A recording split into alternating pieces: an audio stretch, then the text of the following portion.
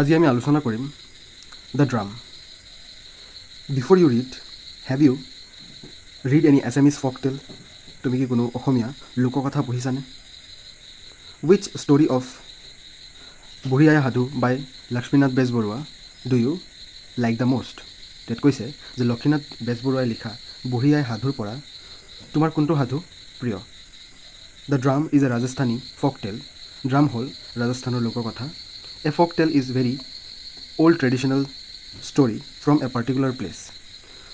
লোককথা হ'ল এটা বহুত পুৰণি পাৰম্পৰিক গল্প যিটো এটা বিশেষ ঠাইৰ পৰা উৎপত্তি হৈছে।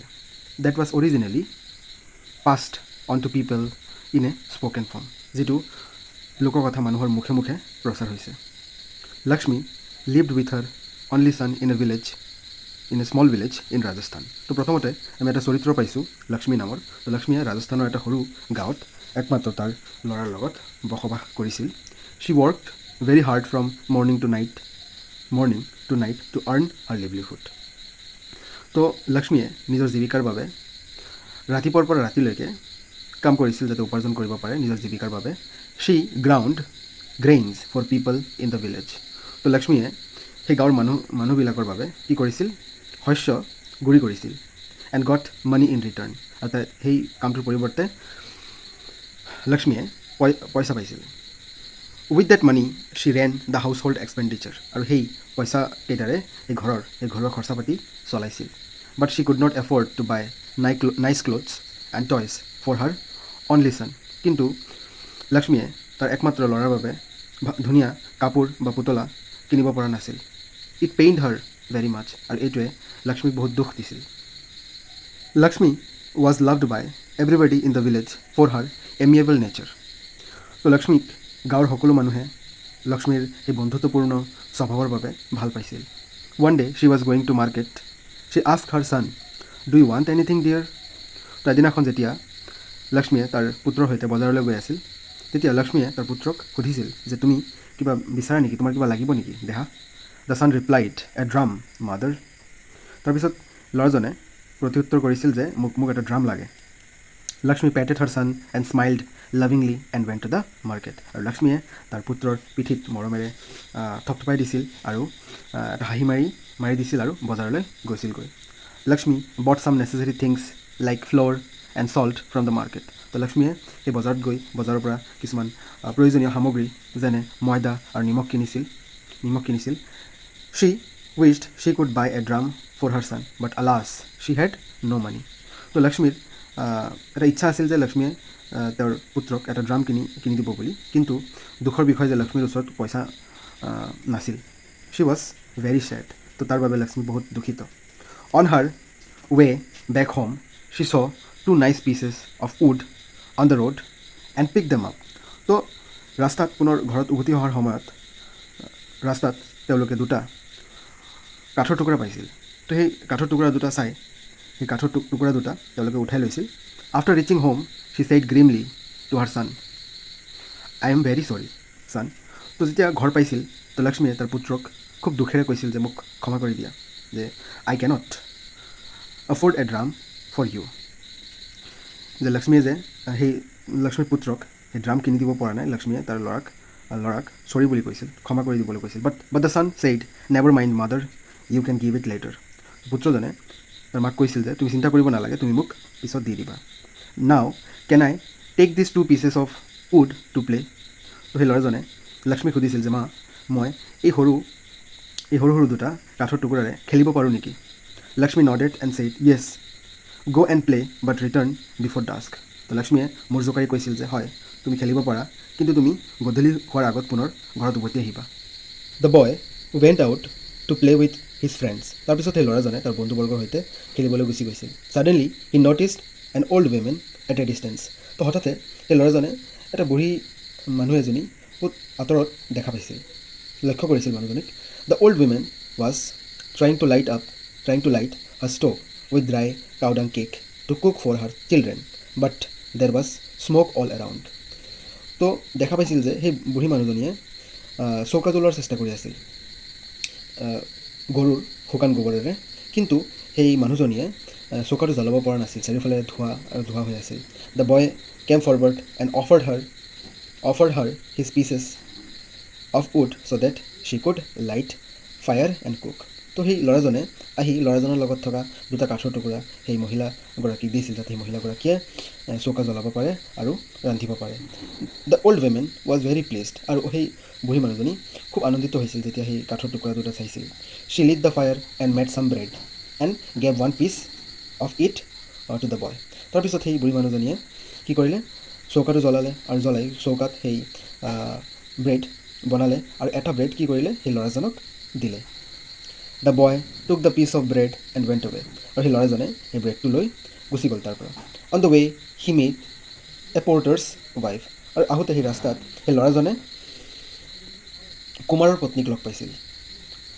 হাৰ চাইল্ড ৱাজ ক্ৰাইং, কুমাৰৰ পত্নীৰ শিশুটো কান্দি আছিল। The boy asked Y the child was crying, সেই ল'ৰাজনে কুমাৰৰ পত্নীক সুধিলে যে সেই শিশুটো কিয় কান্দি আছে, কিয় কান্দি আছে। The potter's wife told him that the child was hungry and she did not have anything to feed her child. তো সেই কুমাৰৰ পত্নীয়ে সেই ল'ৰাজনক ক'লে যে সেই শিশুটো কান্দি আছে কিয়নো সেই শিশুটোৰ ভোক লাগিছে, আৰু সেই শিশুটোক খুৱাবলৈ কুমাৰৰ পত্নীৰ হাতত একো নাছিল। The boy felt sorry for the child, আৰু সেই সৰু শিশুটোক চাই সেই ল'ৰাজনৰ বহুত দুখ লাগিল। He gave the piece of bread to the potter's wife, আৰু সেই ল'ৰাজনে কি কৰিলে, সেই ল'ৰাজনক দিয়া সেই বুঢ়ী মানুহজনীয়ে দিয়া সেই ব্ৰেডটো সেই কুমাৰৰ পত্নীক দি দিলে, যাতে সেই শিশুটোক খুৱাব পাৰে। She was very happy to the boy and gave him a pot as a token of gratitude. তো সেই মহিলাগৰাকী খুব আনন্দিত হৈছিল, আৰু সেই মহিলাগৰাকীয়ে কৃতজ্ঞতাৰ চিনস্বৰূপে সেই সৰু ল'ৰাজনক এটা পাত্ৰ দিছিল। The boy accepted the pot happily and moved on, তাৰপিছত সেই ল'ৰাজনে সেই পাত্ৰটো গ্ৰহণ কৰিছিল আৰু খুব আনন্দ মনে তাৰ পৰা গুচি গৈছিল। After some time he saw a river, তাৰপিছত কিছু সময় পিছত ল'ৰাজনে এটা নদী দেখা পালে। He noticed that a washerman and his wife were quarreling near the river. তো সেই ল'ৰাজনে লক্ষ্য কৰিলে যে সেই নদীৰ কাষতে এটা ধুবি আৰু ধুবিৰ পত্নীয়ে কাজিয়া কৰি আছে। The boy ran to the washerman and ask why are you quarreling. তো সেই ল'ৰাজনে সেই ধুবিৰ কাষলৈ দৌৰি গুচি গ'ল আৰু গুচি গৈ সুধিল যে আপোনালোকে কিয় কাজিয়া কৰি আছে। The washerman replied angrily she was broken my only pot, আৰু সেই ধুবিজনে খুব খঙেৰে সেই ল'ৰাজনক কৈছিল যে সেই ধুবিৰ পত্নীয়ে ধুবিৰ একমাত্ৰ পাত্ৰটো ভাঙি পেলাইছে। Now I have no' pot to boil my clothes in. তো সেই ধুবিজনে কৈ আছে যে এতিয়া মোৰ লগত কোনো পাত্ৰ নাই য'ত মই কাপোৰবোৰ উতলাম। The boy gave him the pot and said take this pot and don't quarrel anymore. সেই ল'ৰাজনৰ লগত থকা এটা পাত্ৰ, সেই পাত্ৰটো ধুবিজনক দিলে আৰু ক'লে যে এতিয়াৰ পৰা আৰু কাজিয়া নকৰিব, মোৰ পাত্ৰটো লওক। দ্য ৱাশ্বাৰমেন ৱাজ ভেৰি হেপী, তো সেই পাত্ৰটো পোৱাৰ লগে লগে সেই ধুবিজন খুব আনন্দিত হৈছিল। He gifted a shawl to the boy, আৰু সেই ধুবিজনে উপহাৰ হিচাপে সেই ল'ৰাজনক এটা চাদৰ দিছিল। Soon the boy came to a bridge where he saw a man shivering with cold. তো ল'ৰাজনে তাৰ পৰা অহাৰ পিছত এটা দলঙৰ কাষত পাইছিলহি।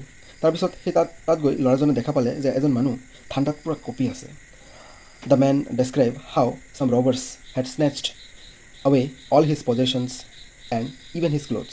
তো সেই মানুহজনে সেই সৰু ল'ৰাজনক কৈছিল যে কেনেকৈ ডকাইতে সেই মানুহজনৰ সম্পত্তিবোৰ কাঢ়ি লৈ গৈছিল আৰু এনেকুৱাকৈ সেই মানুহজনৰ কাপোৰো লৈ গৈছিলগৈ। The boy felt pity for the man and gave him the শাউল।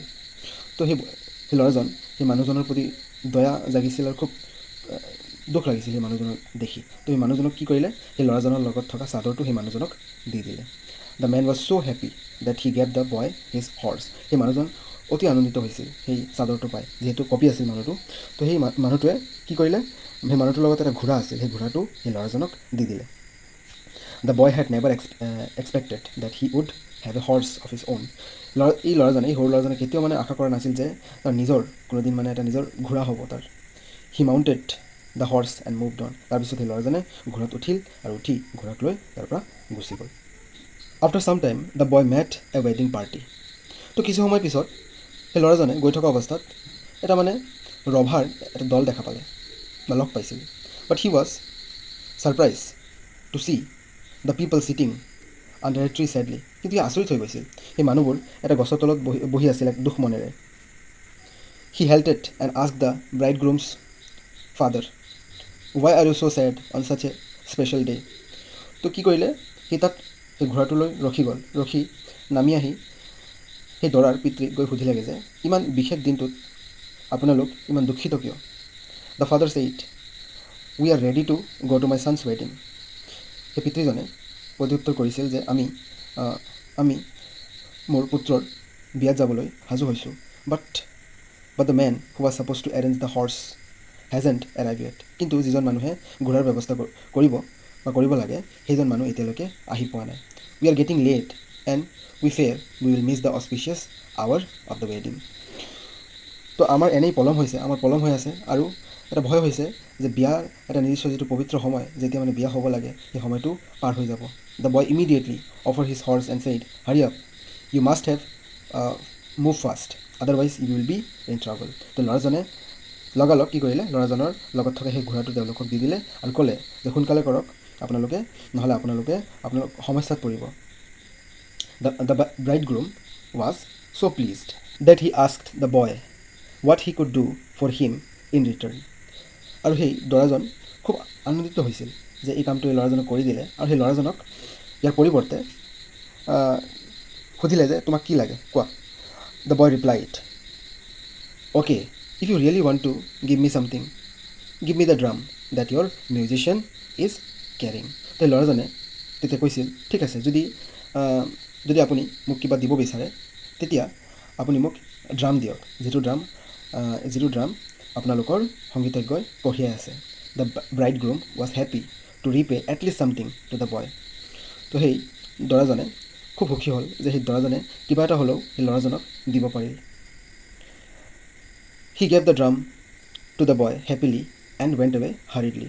আৰু সেই দৰাজনে সেই ল'ৰাজনক সেই ড্ৰামটো দিলে আৰু দিয়াৰ পাছত খৰখেদাকৈ তাৰ পৰা গুচি গৈছিল। The boy return home and showed his drum to his mother. তাৰপিছত সেই ল'ৰাজন ঘৰত উভতি আহিল আৰু আহি সেই ড্ৰামটো তাৰ মাকক দেখাইছিল। He told her proudly how he earn the drum with the help of 2 mere pieces of wood. তো সেই ল'ৰাজনে খুব গৰ্ভৰ সৈতে তাৰ মাক কৈছিল যে সেই ড্ৰামটো সেই ল'ৰাজনে কেনেকৈ পাইছে, সেই একমাত্ৰ সেই দুটা কাঠৰ টুকুৰাৰে। Lakshmi was very happy and satisfied. আৰু লক্ষ্মীও খুব আনন্দিত হৈছিল আৰু সন্তুষ্ট আছিল। She smiled at him and said, remember God helps those who help others. তো ল'ৰাৰ ফালে চাই এটা হাঁহি মাৰি ল'ৰাক কৈছিল যে মনত ৰাখিবা, ভগৱানে সেইসকল মানুহক সহায় কৰে যি আনৰ সহায় কৰে। তো এইটোৱে আছিল ড্ৰাম চেপ্টাৰ। আশা কৰোঁ তোমালোকে বুজি পাইছা। ধন্যবাদ।